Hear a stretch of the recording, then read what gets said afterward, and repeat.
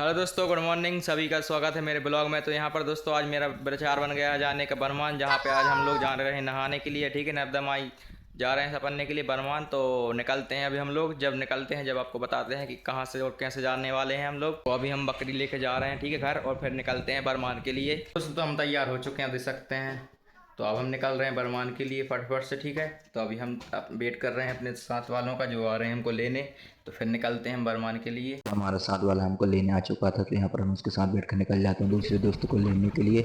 और यहाँ पर हम वहाँ से उसको उठाकर निकल जाते हैं आगे।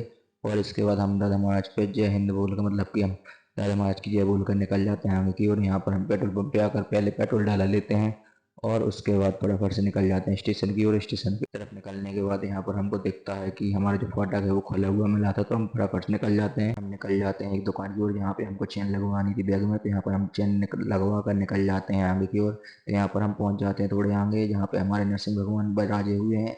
तो यहाँ पर हम पेट्रोल पंप पर लगवा पानी भर लेते हैं पानी पीने के लिए, क्योंकि यहाँ पर हमको उसकी ज़रूरत थी ठंडे पानी की। तो यहाँ पर हम निकल जाते हैं आगे की ओर। तो यहाँ पर हमको देखने को मिलता है कि यहाँ पर हम आ गए हैं कैरी नाका, जो कि हमारे सामने पड़ता है नरसिंहपुर में ही, ठीक है। इसके बाद हम निकल जाते हैं करेली की ओर। तो करेली के लिए निकलने के बाद हम चले जाते हैं उसके ब्रिज के ऊपर, क्योंकि हमको ब्रिज के ऊपर से निकल कर सीधा निकल जाएंगे उस तरफ, ठीक है। तो हमको करेली में कुछ काम था इसलिए वहाँ पे आए थे। तो तेज गति जीवन क्षति, इसका सही उपयोग किया। बरमान घाट हमसे 7 किलोमीटर दूर था, तो यहाँ पर हम आ जाते हैं। और यहाँ पर हम थोड़ी दूर चलने के बाद हमारा जो बरमान घाट वो आ जाता है। तो यहाँ पर हम चले जाते हैं बरमान घाट के अंदर, मतलब कि हमारा जो द्वार होता है वहाँ के अंदर।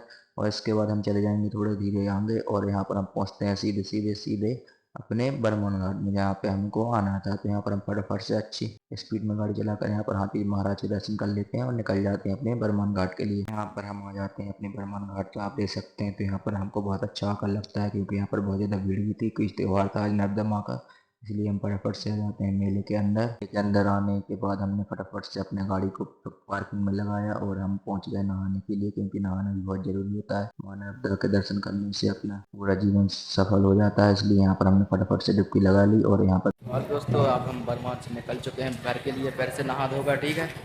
तो हम जा रहे हैं बाहर।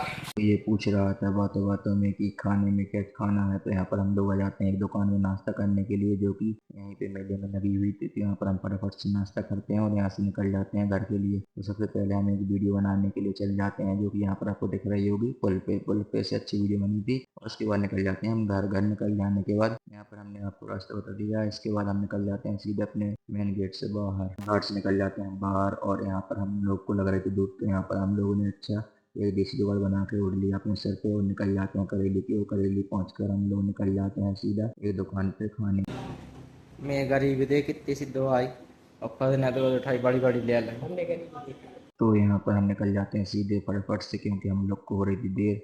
तो यहाँ पर अब मेरी जगह पे चला रहा है पारस गाड़ी, क्योंकि अब मैं थक गया था गाड़ी चला चला कर। इसके बाद निकल जाते हैं हम चेयर के अंदर सीधा, क्योंकि हमको लेने की चार्जिंग केबल और मोबाइल में ग्लास डलवाना था।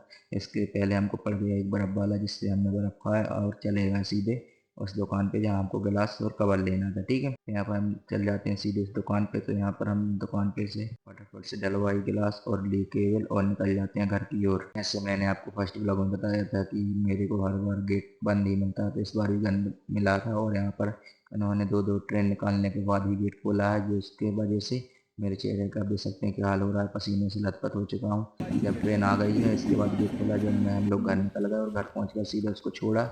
और यहाँ पे हमने कर दिया अपने ब्लॉग समाप्त। Thank you.